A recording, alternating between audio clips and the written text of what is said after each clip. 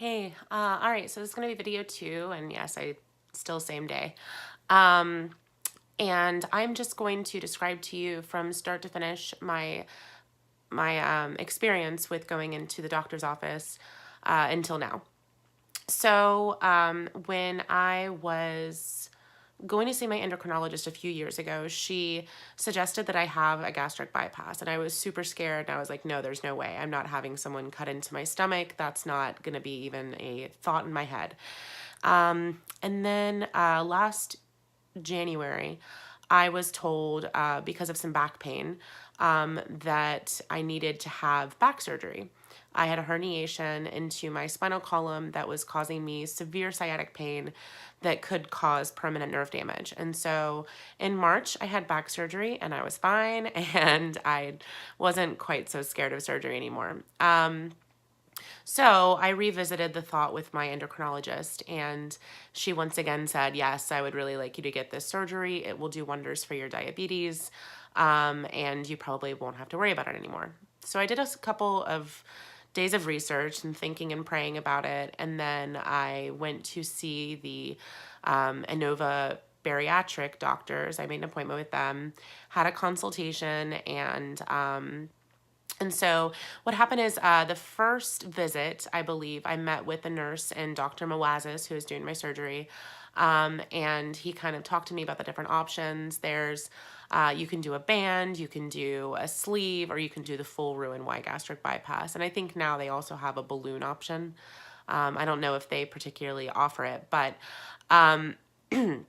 what I was told and from my research, the Roux-N-Y gastric bypass is the only one that actually will reverse diabetes. I believe they had me watch a webinar too before I came in for the consultation. So it was a webinar that Dr. Mawazis and his team had put together, where it's live, you can ask questions, and it just kind of tells you about all the different kinds of bariatric surgeries. So I went in there knowing that I was going to go for the gastric bypass, that I want to reverse my diabetes. And it said in their research that 80 to 90%, I believe it was, of gastric bypass patients have reversal of diabetes. That would it would get me off all my medications and allow me to live a healthier, longer, fuller life. That was enough of a motivation for me.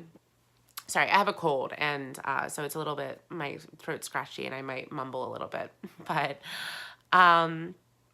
so that was the first thing I did, was watch the webinar and then go to see the doctor, have my consultation. After the consultation, they sent me in with the insurance guru.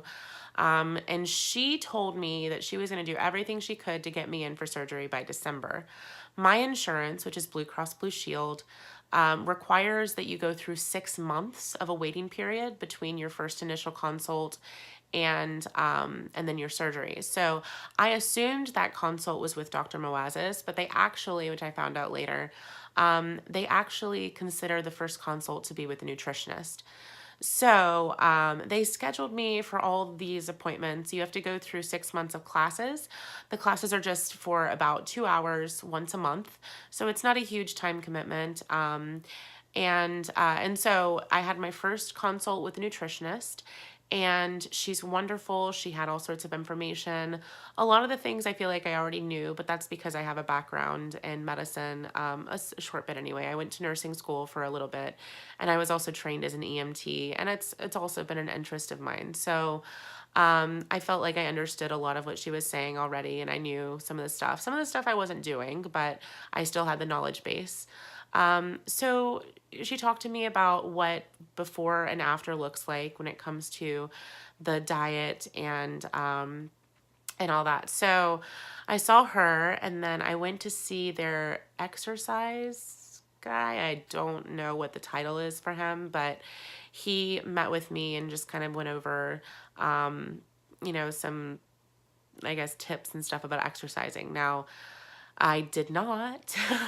I got really, really busy over the fall, and I don't typically take the time out of my week to do intentional exercising beyond, just walking around and doing other things. And I was in a musical, so I feel like that was a little bit more active than just sitting behind a desk. But Still though, so that's one of the things. So you go to, so first you take the webinar. This is with Inova Bariatric. I think every doctor's office is different, but this is their specific process. So go do the webinar, which you can do at home. And then you go visit with the doctor and his nurse. You have a consult with the insurance person, and then a consult with the nutritionist. And then after that, you have a consult with the exercise guy. And then I had to get psychological clearance. I think everyone does. It's just to make sure that you're psychologically ready to go through this kind of thing, that they feel like you would be able to handle surgery and this kind of surgery as well. I think it's actually a great thing that they do this, that they mandate this, because a lot of people, they're like, oh, yeah, I'll get this done. This is going to be easy peasy and I won't have to worry about food or anything. But then it's really difficult. A lot of our society really is built up around food. And I've noticed that especially now. I'm on a liquid diet where I can just have protein shakes. But I have friends who are calling me up and saying, hey, let's go out. And I'm like, all right, where are we going? And they're like, well, we're going to go to happy hour and get some drinks and food at this place. And I'm like, yeah, I don't think that's a good idea for me right now. But let's hang out another time when it's, not at a restaurant. So much of our society, you go into a super center, or, like a mall strip or something, and you see 15 different restaurants and all the smells and everything. It just hits you. So it's really hard. And actually, well, I'll get to that later. But so I had all these consultations. Psychological consultation was the last one I mentioned. And then with the classes. So you have to go once a month to one of these nutrition classes, which you sit in a room with a couple other people and you look at a PowerPoint slide that the nutritionist goes through. And it talks about what are healthy eating choices, the best way to shop for food, the best way to look at a nutrition label, a lot of things which, again, I'd already known, but it's really helpful information. So yeah, so that was really good. So I finished all of that, and my psychological evaluation, which note, so I decided to get a therapist, a personal therapist, through Inova, which is a big medical group here that has primary care physicians, specialists, hospitals, etc. So they all share the same charting system, which makes it really easy and convenient because your doctors can just talk with each other. You don't have to sign all these forms, waiving your HIPAA rights or whatever. So, so I saw my own therapist. And because I did that, my insurance also needed a clearance from her, which we didn't realize at the time. So I had to go hunt her down to get it afterwards. But the reason, and I will recommend this, the reasoning behind my choice to get a therapist, if you don't already have one, is because this is going to be a huge psychological change as well. Losing weight, putting on weight, whatever it is, it affects how you think about yourself and feel about your self-image. And I think it's good to have someone to talk to about that. Just all the different things that are going to come up. I mean, I don't think it's any secret that people who are overweight feel like second-class citizens sometimes. And I definitely have my days where I feel gorgeous, and I have my days where I feel crummy and bloated and just, I don't know. So there have been times, and I'm going to get a little bit personal here, there have been times when I feel like there's this unconscious guilt that I have for being overweight. That, if I decide that I'm interested in a guy, then I feel in the back of my head, I'm like, oh, well, I shouldn't be interested in him. I should apologize to him for being interested in him. Crazy things like that. Just like my self-esteem was hit. And a lot of that had to do with being overweight as a kid and being bullied in school. But kind of hit in a way that it's like, oh, well, like I have no right to be interested in someone because I'm fat.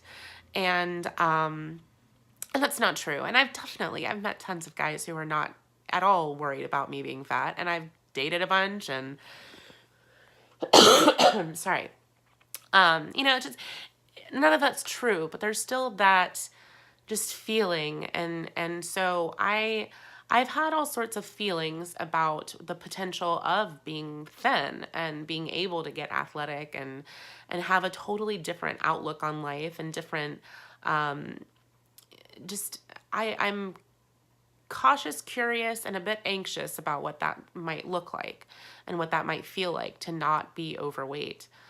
in society. And so while I definitely want to be completely fine with how I am now, and I just think it's important to look at that and look at your feelings and have someone who you have built a trust with, like a therapist. And that's why I decided to see her beforehand so that I can see her afterwards. And just have her to kind of bounce these thoughts and feelings off of. And so, yeah, I would highly recommend having someone, whether it's a therapist or whether it's a really trusted friend. But I think it's good to have someone outside of your normal life and someone who's unbiased and who is bound by confidentiality, for one, to kind of talk to. So that being said, so I went through all those classes, and then came December. And I was so sure, I was like, all right, I'm getting in for surgery at the end of December. And then I kept having talks with the people at the office, at the doctor's office, and they're like, no, you're probably not going to get into December because your 6-month point is December 24th or 25th or something like that. And I'm like, but the woman who did my insurance paperwork said that I could. And so I was really confused. And I find out that if, it's the 6 months from the nutrition consultation. So I was a little bit bummed out because I had hit my out-of-pocket max with my insurance. And if I'd had the surgery in December, then I wouldn't have to pay anything out of pocket. But as it is, my insurance is really great, and I don't have to pay anything technically out of pocket either. It's just I will have to pay the copay for the hospital stay, which is negligible for me anyway. But yeah, so I was obviously not going to have it in December. And then it was kind of frustrating because we couldn't figure out when I would be able to have the surgery, because their process is once you hit that 6 months point, then they submit for insurance approval. Once they submit for that approval, they have about 2 weeks to hear back from the insurance company, and then they give you a surgery date. So, that's not exactly how it happened with me. That's what they told me would happen, and I think that's what they have to, because that's probably the worst case scenario is it happens like that. So they don't want to raise your expectations. So what ended up happening is I'd gotten through all these classes and completed all the things. Oh, I had to have an endoscopy. So that is something you'll want to plan to take the entire day off of work, because they will put you under anesthesia, and you'll go in and they're just going to put a camera down your throat and kind of see what your stomach and intestines look like. So that was no big deal. Did not hurt, and I was just loopy for the rest of the day because of the anesthesia. So you want to make sure that you have a good support system, so you have people to take you to the hospital and stuff like that. Don't Uber, because as much as that is convenient, really it's so much better to have someone there who's going to just keep track of you, because you really do feel loopy after anesthesia. So that being said, after the endoscopy and everything like that, I was told that I needed to have a chest x-ray. I needed to have clearance from my doctors and get some lab work done. And I think it's a little bit different for everyone. They'll tell you what your requirements are to have the surgery. And then what they actually did with me is once that, I can't remember exactly when.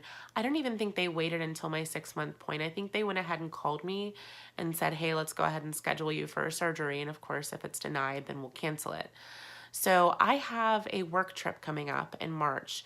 The end of March, almost April, I am supposed to be flying to Southern California to lead a retreat for the organization I work for. And so that's a huge deal.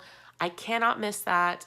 And the rule is that you cannot fly within 6 weeks of having a major surgery. So I was like, I have to have this surgery in January at the latest. Otherwise, I'm going to have to wait till the summer. And I really don't want to have to wait till summer. I've already been waiting for 7 months, or 6 months at that point. So they scheduled me for January 21st, which coincidentally is also Martin Luther King Day, and I have the day off of work, so that's really nice. Minimizes the amount of vacation that I have to take. And so with my surgery, they gave me all these requirements and everything, and I also had to meet with a couple more people, the nurse being one of them, and so that was a consultation alone with a nurse. I also had a couple more classes, one more class, and then another consultation with a nutritionist. So I'd gone through all of the other classes. I had the surgery scheduled. I met with the nurse and she gave me some information. I also, and this is something that my endocrinologist, her office provides, I met with a diabetes specialist at my endocrinologist's office, and she and I were just kind of working on getting my sugars down because one of the things they also were concerned about was my A1C was high. I have this past 2 years, I think, gone from an 11, which is very high, down to a 9.4. And then happily, right before my surgery, or, a couple weeks ago, I was down to an 8 point something, I can't remember, but it went down, and that's the main thing they were looking for. So my diabetes specialist was working with me on just diet needs and how to handle my super busy lifestyle and still eat healthy. And so that was very helpful. And she was emailing me back and forth. Wonderful woman, very communicative, and I was really appreciative of that. So, oh my goodness, I'm at 15 minutes, and I'll try to keep this shorter. So that was basically the process up until now. I've, just had all my doctor's appointments. So yeah, when you go in, expect to have to wait for a while. Some insurance makes you wait 3 months, some makes you wait 6. I don't know if there's any that make you wait longer. But it has been an emotional roller coaster because it's hard to wait for something so big and hard to plan your life around something when you have no idea when the surgery is going to be. So at first I was planning for December, and then when they told me that that wasn't going to happen, I was planning for January. And then somebody somewhere along the line said, oh, well, you might not get it in January because we have to schedule this and that. And I'm like, no, I can't because I have this work trip. And so that was really difficult. And I definitely cried a few times just because I was so frustrated with not knowing what was going on in my life. And I'm someone that really likes to plan out things and have a good idea of what I'm supposed to do and what my responsibilities are. So for me, that was just really difficult. But it's settled now as long as I get rid of this cold, which to that, I don't have to be without a cold, I guess. I have to be without fever, and the cough has to subside. So, and plus, if you have surgery in your abdomen, it's going to be really painful if you're coughing afterwards. So I'm taking some Sudafed and Mucinex DM and saline solution and all that stuff. So, pray for me, please. I hope this kind of resolves itself quickly. Plus, it's no fun to have a cold. So right now, I'm kind of just waiting. The process with the diet has been, they put me specifically, so everybody gets a different time period. Most people, I think, get 3 weeks because of my BMI. I got 2 weeks of a liquid diet. So starting out, I was 275 pounds. And I just weighed in this morning at 267. So I lost nearly 10 pounds doing a liquid diet for about 2 weeks. It'll be 2 weeks this Sunday. So today is Wednesday, January 16th. And my surgery is Monday, January 21st. And so I started a week and a half ago on this liquid diet. And it's not completely liquid. They give you everything. Well, I had to pay $300 for it. But it's their protein powder with whey isolate, and it's called Bariatric Advantage. And I chose, you get to choose flavors. So I chose banana, chocolate, and vanilla. I've mostly been enjoying the banana. You also get to eat a banana once a day, or you can have a glass of milk. They want you to get calcium and potassium, so that's how they choose to give you that. I'm also allowed to have low sodium chicken broth. So basically anything that's 0 calories, that's liquid. Sugar-free popsicles, Jell-O, as long as they're sugar-free, they have minimal calories. What they want you to do is restrict yourself to about 900 to 1,000 calories per day. So that's 4 protein shakes and 2 protein bars. And then starting this Saturday, I am down to just the protein shakes, and I cut out the banana because they need me to go completely liquid. I'm not allowed to eat anything midnight, Sunday night because of the anesthesia, but it hasn't been as bad as I thought it would be. And maybe I'll go into the liquid diet in another video actually, just so we can cut this up a bit. But because I'm at 20 minutes. That's a long video for you to watch. But I hope that if you have any questions, please send them my way. I want to help anybody who's going through this. This is just kind of a journal for me as well. So thank you so much, and I will be back in a second.